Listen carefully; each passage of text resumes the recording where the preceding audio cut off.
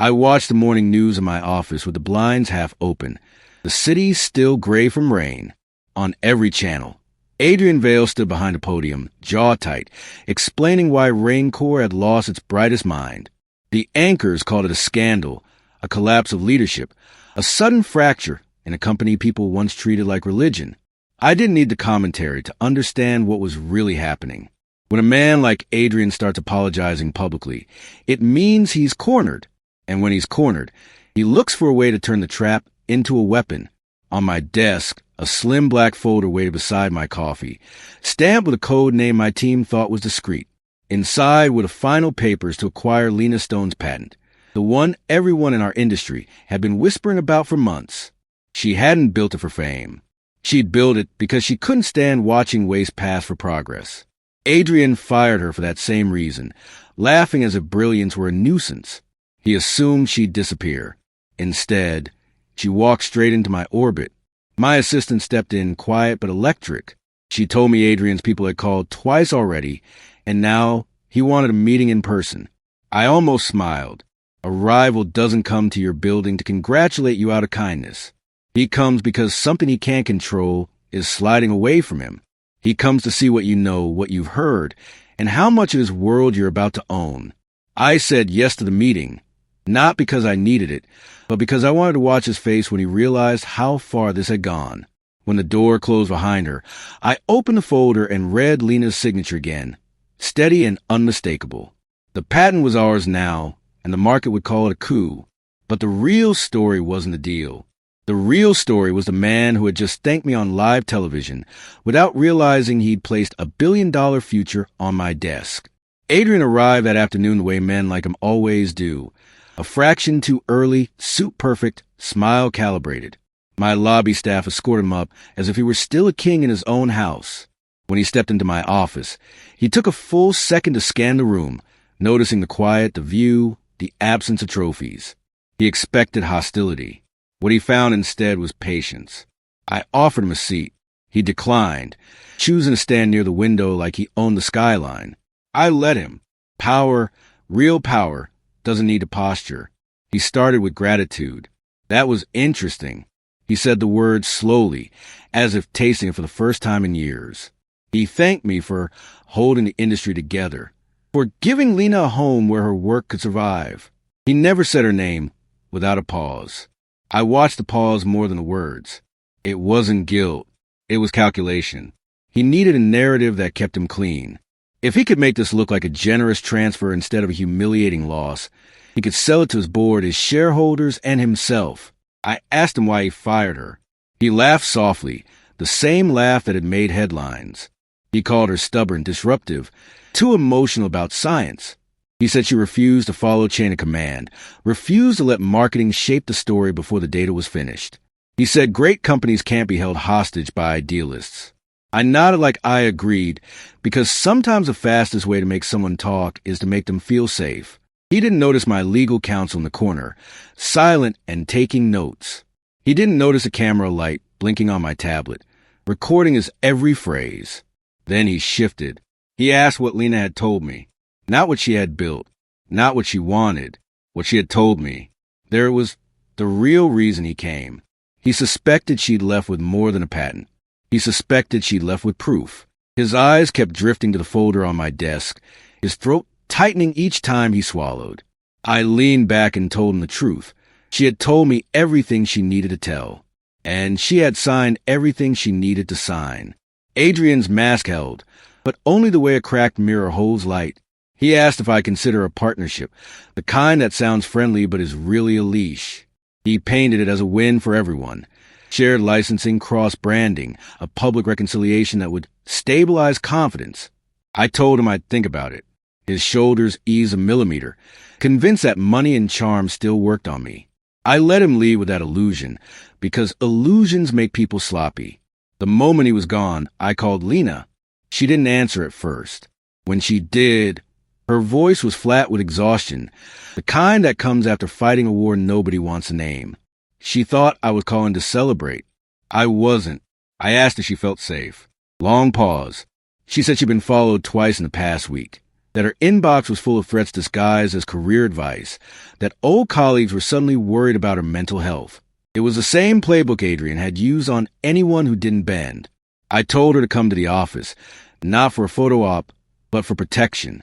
She refused. Pride, fear, and habit can look identical.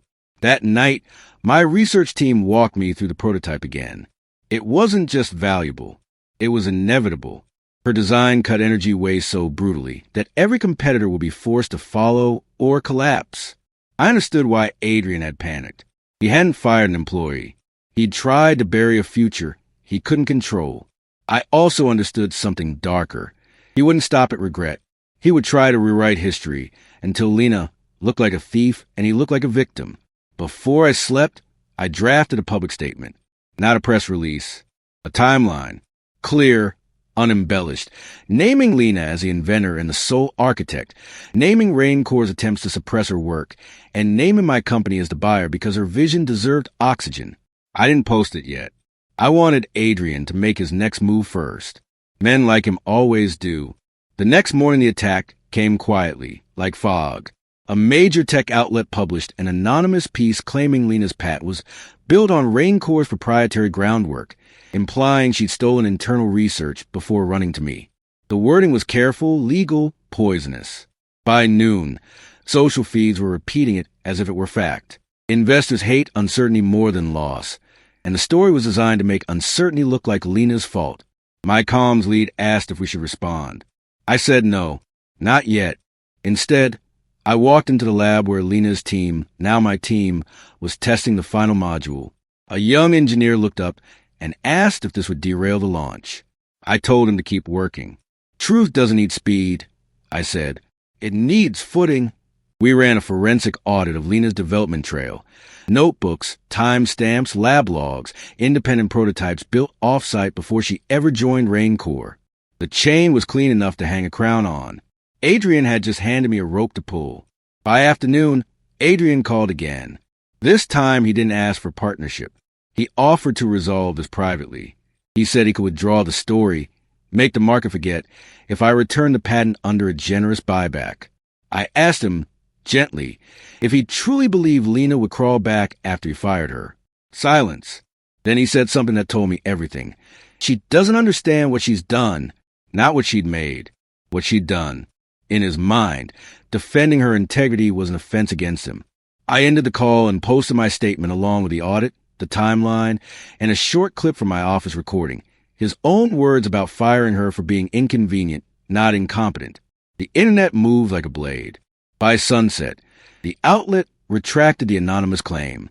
By midnight, Adrian's board issued a notice of internal investigation. He had tried to bury her again, and instead he dug his own pit deeper. Adrian fell faster than I expected. Boards don't like public blood, but they hate private rot. 2 days after my post, Raincore announced his resignation for health reasons. Everyone knows what that means. The market steadied, then surged, but not toward him, toward the technology, toward Lena. Reporters camped outside my building, calling her the genius who'd slipped through a billionaire's fingers. I didn't let them see her.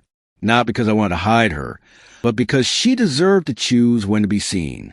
She finally came to my office on a rainy evening. No cameras, no entourage, just a backpack and a face that had learned to doubt every door. She didn't thank me. She asked why I did it. I told her the truth I'd been holding since the day I found her in that Bland cafe, because I recognize what power does to people who think they own the world, and because I remember what it felt like when someone tried to shrink my work into their shadow. Her eyes softened, not in gratitude, but in relief, like someone who had been waiting for the world to make sense again. We signed the final papers at my conference table, the same kind of table where Adrian had once treated her like disposable labor. This time her name sat at the top, not tucked into fine print. Majority ownership, lifetime royalties, full creative control. She read every line. When she finished, she looked at me and laughed under her breath. He said I'd regret leaving, she murmured. I think he meant he would. I couldn't help it. I laughed too, not out of cruelty, but out of the clean, sharp joy of seeing a lie collapse. The launch happened a month later. Lena stood on stage, calm, blunt, unpolished, exactly herself. When the demo ran and the numbers hit the screen, the room went silent before it erupted. Investors didn't cheer for me. They cheered for her. Afterward, as we stepped off stage, she leaned close and said, "You didn't save me." I raised an eyebrow. "No," she said. "You just stopped someone from drowning me. I did the rest." And in that moment, I knew the real victory wasn't the patent on my desk. It was watching a woman reclaim her name from a man who thought he could erase it. The weeks after the launch didn't feel like a victory lap. They felt like waking up in a city after a storm. Everything standing, but changed. Raincore tried to pivot, releasing glossy statements about respecting innovation, as if respect were something they hadn't rationed out like oxygen. Adrian disappeared from headlines. When he resurfaced, it was in a quiet legal filing against Lena, a last attempt to claw back ownership through attrition. His lawyers framed it as a dispute over work for hire. Lena read the filing once, set it down, and said, "He still thinks I'm an employee in his story." The courtroom day never came. Our counterclaim was a simple, brutal timeline of facts. Her independent lab notes predating Raincore, her registered disclosures before her contract date, her witnesses, her prototype store with a third-party custodian. The judge dismissed his suit at preliminary review, and with that dismissal came something Adrian had never learned to survive: public finality. He had spent years training people to doubt their own eyes. A judge's signature removed that option. The remaining executives quietly reached out to Lena, not to apologize, but to ask if she considered consulting. She answered with a single sentence: "I don't rebuild houses I was kicked out of." What surprised me wasn't Adrian's fall. It was what Lena did with the space that opened. She didn't buy a mansion, didn't post a revenge tour, didn't twist into the kind of person he feared. She built. She created a fellowship for young engineers who couldn't afford lab access, a place where no one had to beg permission to be brilliant. At the opening, she spoke without notes, voice steady. "If your value depends on someone else's mood, it isn't value," she said. "It's captivity." People cried. Investors pledged funds. A few Raincore employees left to join her program, not because I recruited them, but because her gravity was stronger than any salary. One late night, after the last camera had gone and the fellowship building was quiet, Lena walked with me through the empty hall. She stopped at a wall where the first cohort's names were already painted in clean black letters. She traced them with her fingertips and said, "This is what the patent was for." I understood then that the whole saga, my rivalry, Adrian's arrogance, the market fireworks, had only been scaffolding for something larger. The real transfer wasn't a patent from one CEO to another. It was agency returned to the person who'd earned it. The last ripple came from a place neither of us expected. 3 months after the fellowship opened, Raincore's interim CEO sent me a private invitation to a reconciliation dinner. Adrian's fingerprints were on it, even if his name wasn't. The message was polite, soft, almost humble, the way institutions become when they need something.